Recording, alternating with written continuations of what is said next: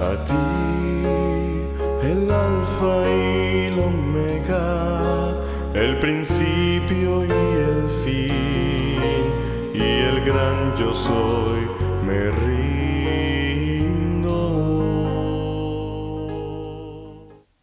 Bienvenidos al estudio de la Palabra de Dios.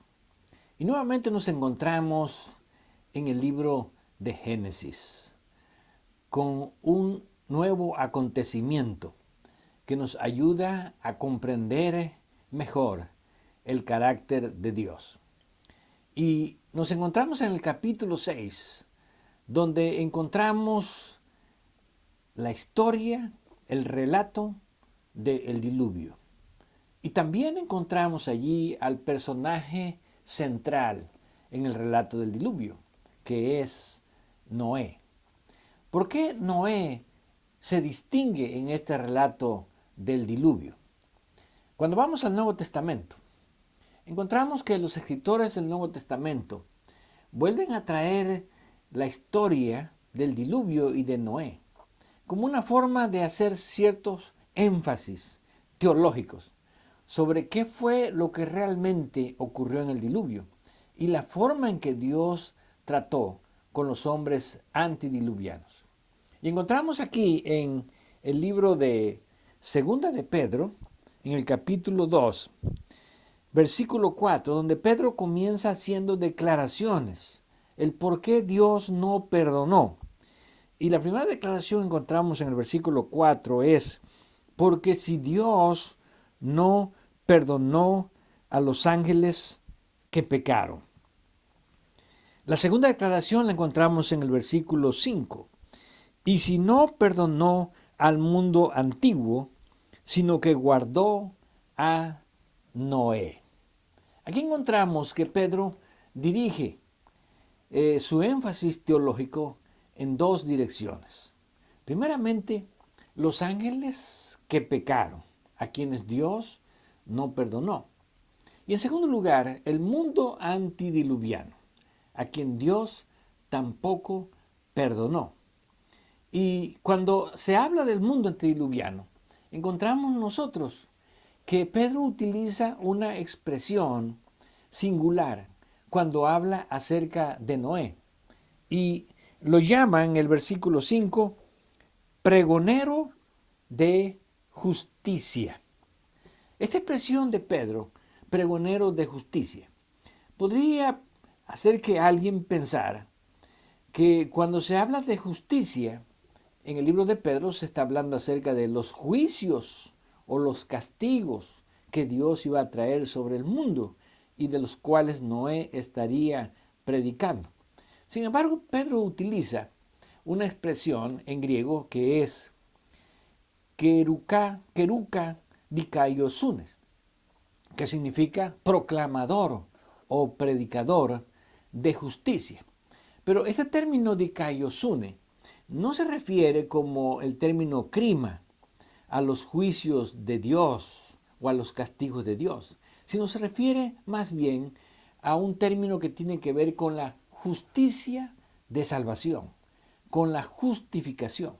Por lo tanto, Pedro identifica que Noé no estaba predicando exactamente de los juicios que Dios iba a traer sobre la tierra con el diluvio, sino que Noé estaba predicando más bien de la justicia de Dios en el sentido de la salvación, en el sentido de la justificación, en el sentido de la redención. Por lo tanto, el énfasis de la predicación de Noé estaba precisamente enfocada en la salvación de los hombres y no en los juicios o en los castigos que Dios iba a traer sobre los hombres desobedientes. Y cuando vamos aquí a la primera epístola de Pedro, al capítulo 3, versículo 20, encontramos otra declaración en la que Pedro dice, los que en otro tiempo desobedecieron, cuando una vez esperaba la paciencia de Dios en los días de Noé, mientras se preparaba el arca. Aquí encontramos dos aspectos interesantes que Pedro quiere resaltar. En primer lugar, Dios esperaba con paciencia. Dios le dio al mundo de aquel entonces 120 años de oportunidad para arrepentirse. Dios le dio tiempo para que el hombre pudiese escuchar los mensajes de salvación que Noé le estaba dando al mundo de aquel entonces. Pero encontramos aquí que Pedro utiliza otra expresión. Ellos desobedecieron, que significa que no quisieron atender al mensaje de Dios, no quisieron atender al mensaje de salvación. Y Jesús mismo también se refirió y volvió a traer a la memoria la experiencia del diluvio. En su sermón profético en el capítulo 24 de Mateo, en el versículo 39, y Jesús lo dice de esta manera: y no entendieron hasta que vino el diluvio y se los llevó a todos. Aquí la expresión no entendieron no quiere decir que no entendían el mensaje, sino que no quisieron entender que Dios los estaba llamando para que fuesen salvados, para que fuesen redimidos. Y ellos, por lo tanto, por 120 años estuvieron resistiendo a la predicación de Noé.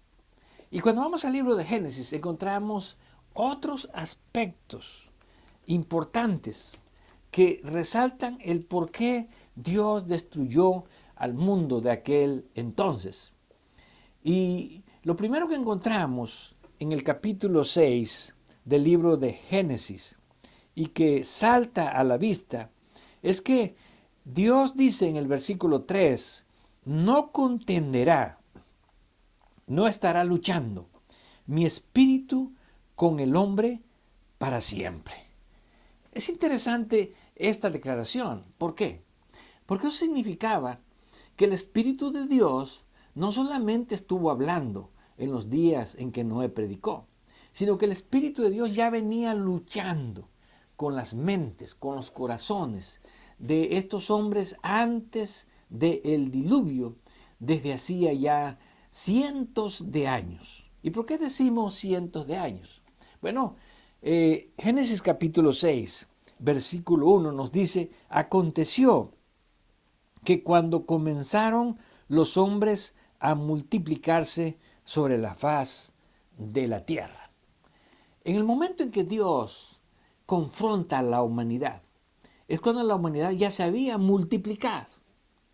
Y entendemos por la cronología de Génesis capítulo 5, que desde la creación hasta el diluvio ya habían transcurrido 1656 años, lo cual significa que en ese periodo, y entendiendo la longevidad de los hombres de aquel tiempo, que vivían muchos años, entonces podríamos decir que el mundo se había multiplicado en millones de personas. Por eso aquí habla de una multiplicación.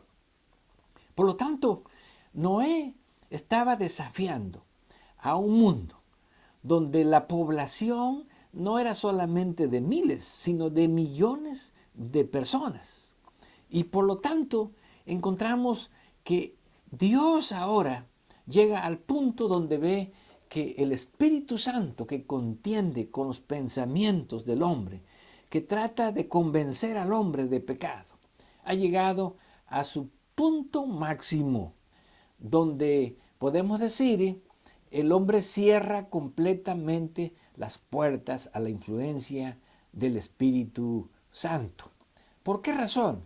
Porque el versículo 5 nos dice, y vio Jehová que la maldad de los hombres era mucha en la tierra, y que todo designio de los pensamientos del corazón de ellos era de continuo solamente al mal.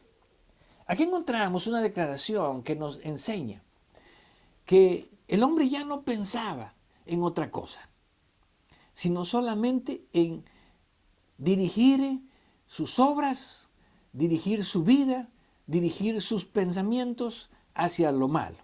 Es cierto que los hombres antediluvianos eran hombres de gran inteligencia, de gran capacidad, que construyeron grandes obras de arte que asombrarían al mundo moderno. Pero todas esas obras, toda la inteligencia que ellos tenían, estaba dirigida, de acuerdo a este versículo, continuamente a lo malo, a propagar la maldad, a hacer crecer el mal en el mundo. De tal manera que llegó el punto en que Dios dijo, ya no puede mi Espíritu Santo seguir luchando contra esta generación cuyo pensamiento es continuamente hacia lo malo. Ahora, en ese tiempo, encontramos que el mal se había propagado abundantemente por la siguiente razón. Y dice el versículo 4, había gigantes en la tierra en aquellos días. Y también, después que se llegaron los hijos de Dios a las hijas de los hombres y les engendraron hijos, estos fueron los valientes, que desde la antigüedad fueron varones de renombre. Aquí encontramos dos términos hebreos que tienen que ver con la descripción que se hace de la gente de aquel tiempo. Y la primera expresión nos dice que había gigantes en aquellos tiempos. El término hebreo que se utiliza aquí para gigantes es el término nefilim. Y encontramos en otros pasajes de la Escritura, especialmente en el libro de Deuteronomio, que el término nefilim se refiere a hombres de grande estatura. Y cuando comparamos los hombres de gran estatura que vivían aún cuando Josué conquistó la tierra prometida, encontramos que eran hombres que sobrepasaban de una manera importante la estatura de los hombres actuales.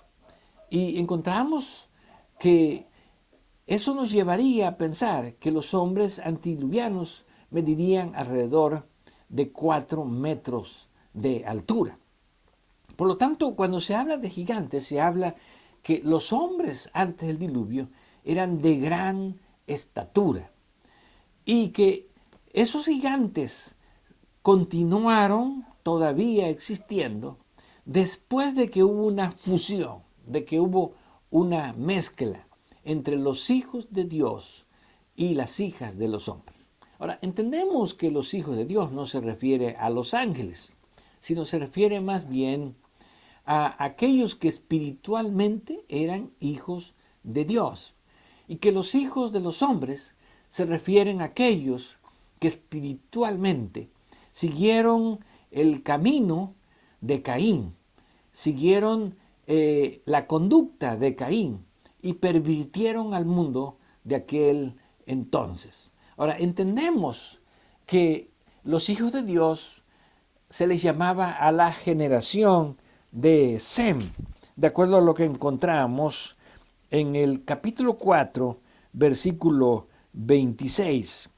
Y a Set también le nació un hijo y llamó su nombre Enos. Entonces los hombres comenzaron a invocar el nombre de Jehová. Aquí vemos a Set. Set era el hijo de Adán y Eva que vino a sustituir la muerte de Abel. Ahora, en el tiempo de Set, dice aquí que los hombres comenzaron. Y aquí tenemos una forma interesante del verbo hebreo kará. Es un infinitivo en cal. Y que algunos traducen como los hombres comenzaron a proclamar o a invocar el nombre de Dios. Otros lo traducen de una manera pasiva. Los hombres comenzaron a llamarse del nombre de Dios, lo cual significaría que comenzaron a identificarse con el nombre de Dios o como seguidores de Dios, lo cual serían los hijos de Dios. Pero sea cual fuera el significado de esta forma infinitiva de cal, las dos formas ponen a este grupo como un grupo aparte. Los hombres empezaron a proclamar, lo cual significaría comenzaron a predicar acerca de Dios en el tiempo de Set, la línea que siguió a Dios y que llegaron a conocerse como los hijos de Dios. Y por otro lado, a los hijos de los hombres, que son los descendientes de Caín. Ahora, esto nos lleva al hecho de que el tiempo de Noé, en el tiempo de Noé, cuando la población se había multiplicado, se llevó a cabo una fusión entre los hijos de Dios, que serían los descendientes de Set, y los hijos de los hombres, que serían los descendientes de Caín. Esta fusión hizo que el mundo se pervirtiera aún más. ¿Por qué?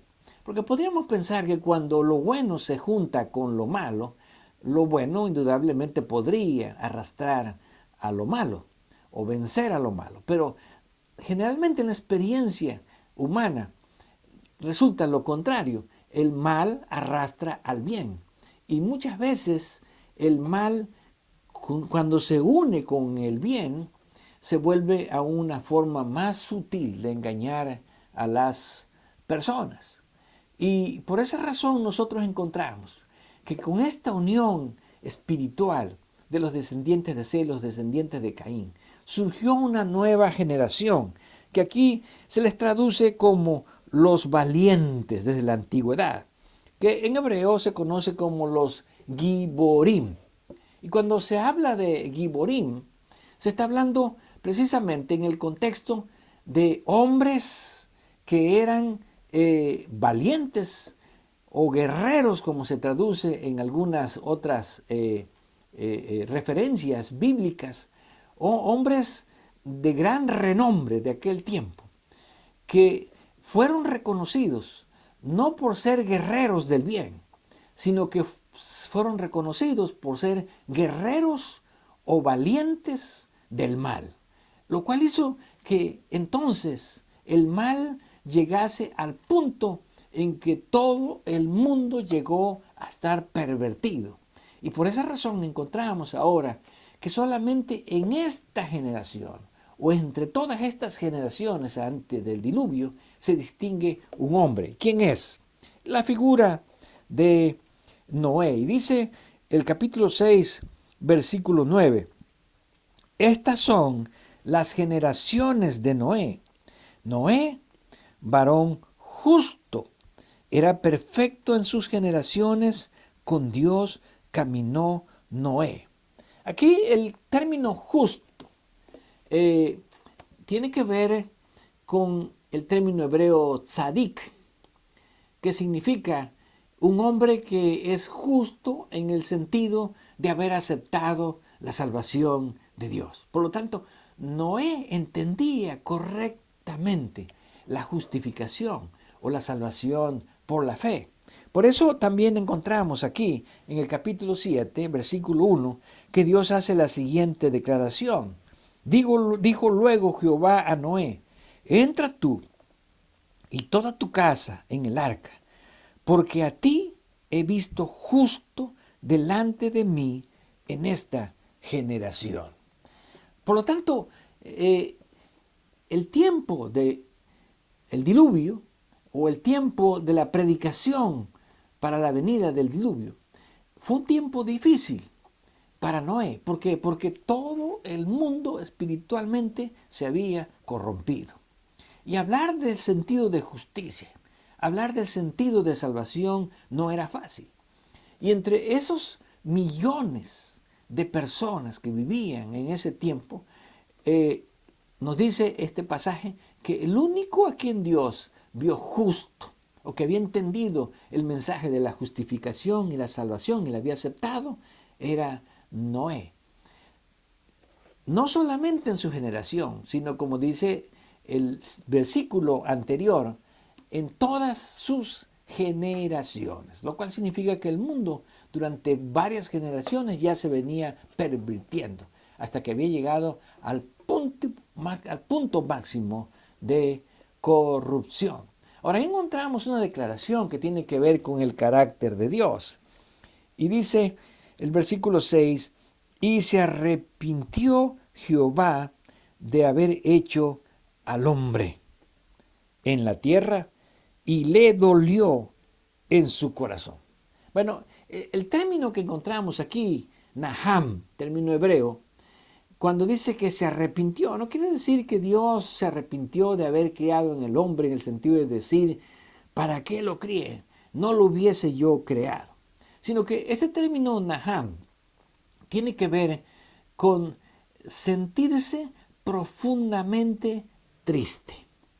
El sentido original de este verbo Naham es exhalar profundamente o suspirar profundamente. Así como cuando a alguien algo le duele en el corazón, algo le pesa. Por eso la última frase dice, y le dolió en el corazón. Dios se sintió triste de ver la condición del hombre, es lo que está diciendo este verbo. A Dios le produjo una gran tristeza en su corazón ver la condición del hombre que él había creado para que se produjera el hombre, para que se reprodujera como un hombre de bien. Pero ahora el mal se había multiplicado al punto en que Dios ya no podía tolerarlo. También encontramos aquí que Dios da un tiempo de gracia, como ya vimos en el Nuevo Testamento. Y dice el versículo 3, ciertamente el hombre es carne, mas serán sus días 120 años.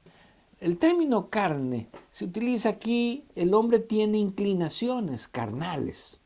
El hombre tiene una naturaleza pecaminosa.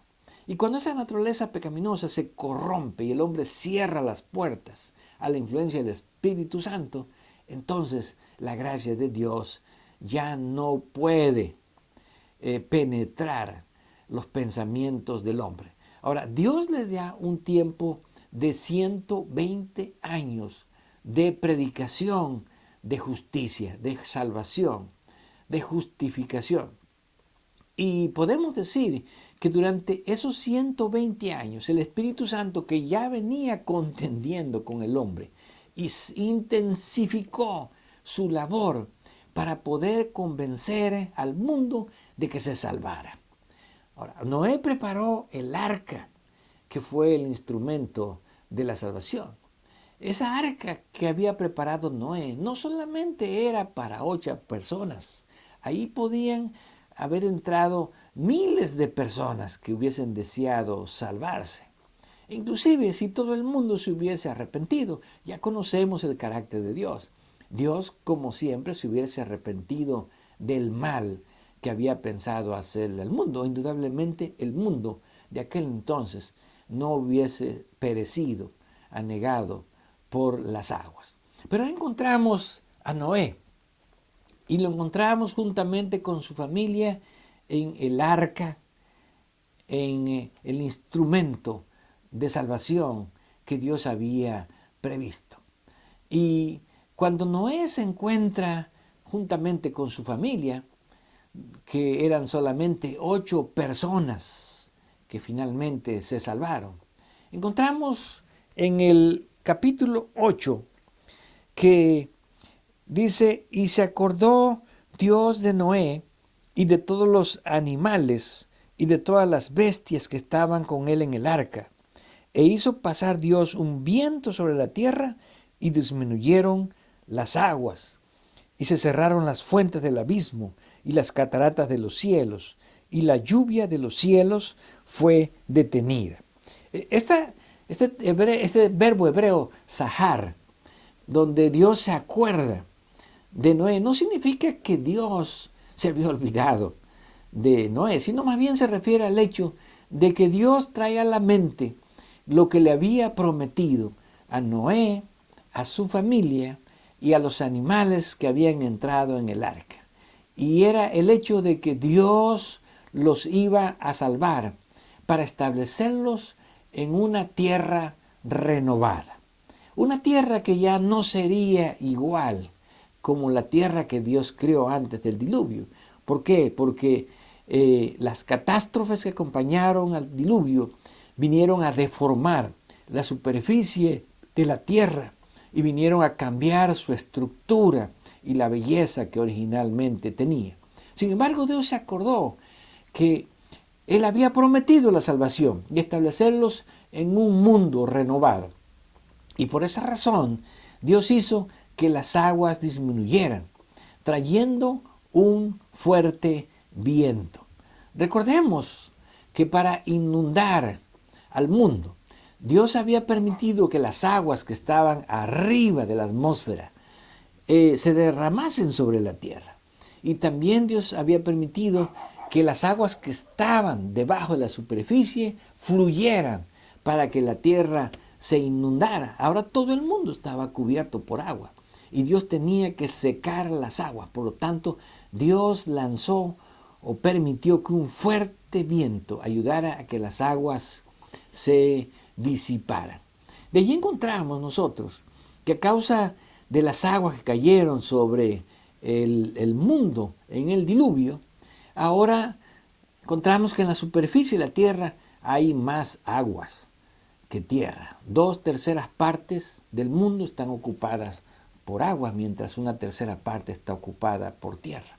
También eso hizo que los continentes se formaran. ¿Por qué? Porque antes del diluvio, cuando Dios separó la tierra seca, podemos encontrar que lo que allí se puede interpretar es que la tierra era un solo continente.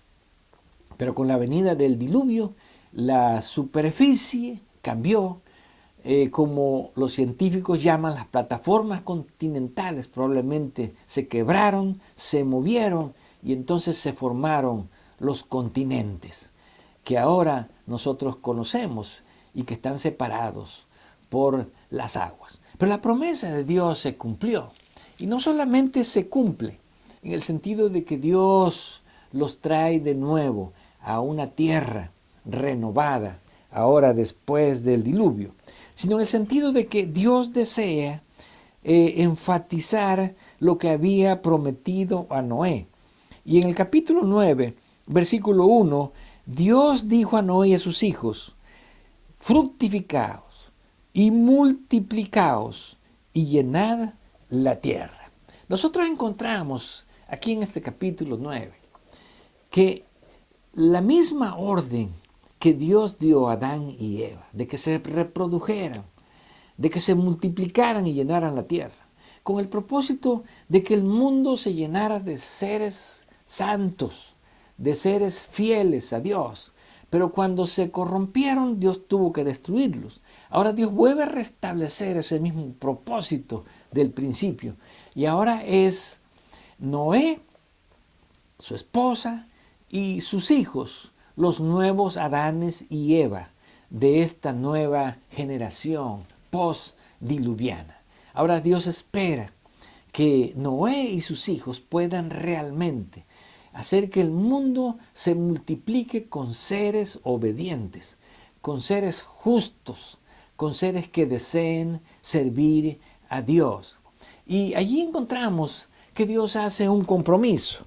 Y el compromiso que Dios hace en el versículo 9 es: he aquí, yo establezco mi pacto con vosotros y con vuestros descendientes después de vosotros. La promesa de Dios no solamente era para Noé y para sus hijos, sino que Dios quería mantener ese pacto de compromiso, ese pacto donde el hombre deseara servir a Dios y deseara aceptar la salvación, no solamente con la familia de Noé, sino también con todos sus descendientes. Y no solamente con ellos, sino el versículo 10 dice: y con todo ser viviente que está con vosotros, aves, animales y toda bestia de la tierra que está con vosotros, desde todos los que salieron del arca hasta todo animal de la tierra. Estableceré mi pacto con vosotros y no exterminaré ya más toda carne con aguas del diluvio, ni habrá más diluvio para destruir la tierra. Aquí encontramos que Dios establece en hebreo un diatek, un pacto, que es un compromiso donde Dios se compromete a cumplir sus promesas, no solamente con los hombres, sino también con la tierra para no ser destruida con aguas y también con los animales, para no ser destruidos nuevamente con un diluvio. Ahora, este pacto que Dios hace, Dios desea que todas las generaciones puedan recordar esa triste experiencia del diluvio para los que perecieron, pero que también puedan recordar la hermosa experiencia en la cual Dios, a través del arca, pudo salvar a una nueva generación para habitar la tierra.